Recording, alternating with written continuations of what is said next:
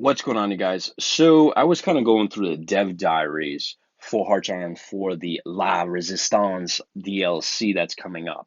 And I saw this dev diary. This one talks about the intelligence agency. I wanted to kind of look into it, see what's coming out, mainly because I'm about to actually start a whole new game on Hearts Iron 4, and I want to see what's coming. So let's take a look at this.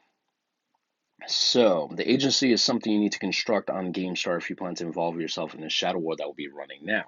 We recommend at least an investment in defense eventually to help protect yourself, even if you do not plan to dedicate resources to offensive operations.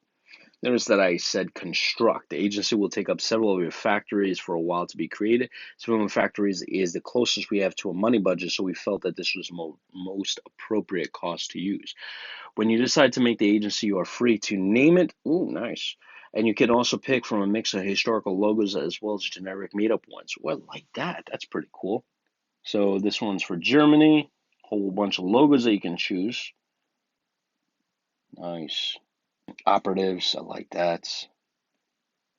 An agency you can recruit operatives.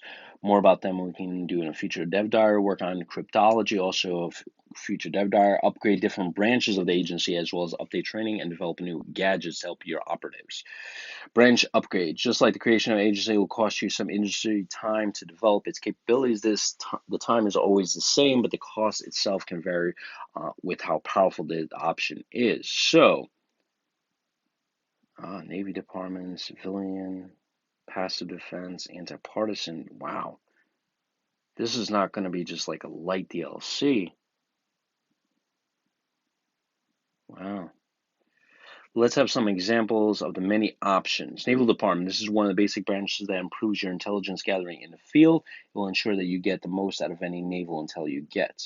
That's cool. Passive defense. This boosts your agency counterintelligence radar, which together with operatives help you defend against enemy operatives.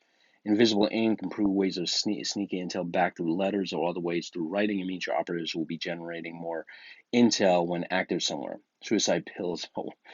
Captured operatives will have a final way of limiting leaks of intel to the enemy. Diplomatic training operatives learn to operate among high society, and politicians no longer dream of ordering their martinis stirred. This one helps with missions such as diplomatic pressure and control of foreign trade. Cryptology department. This sets up a department of mathwords and crossword puzzlers. We shall be covering in a future dev diary. I'm looking forward to that one. All right, so Spy Master. If you have enough upgrades and are in a faction, become the faction Spy Master. So, control my operatives where the amount depends. All right, interesting. This is the logical path for people who want to lean heavily into espionage to get the most of it. There can be one Spy Master per faction, and the main advantage of being Spy Master is that it will run a lot more operatives. We felt it was more historical that only the real big nations truly invested in this, but the most important reason was balance. A lot of spy systems in games fall down on the fact that people can spam you with agents, so you either end up super annoyed or the system needs to be toned down to where it's no longer impactful and fun.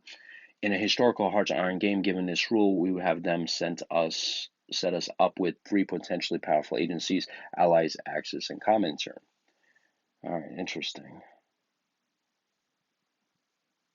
So I'm really looking forward to this. This is really going to add a lot of more depth into this game.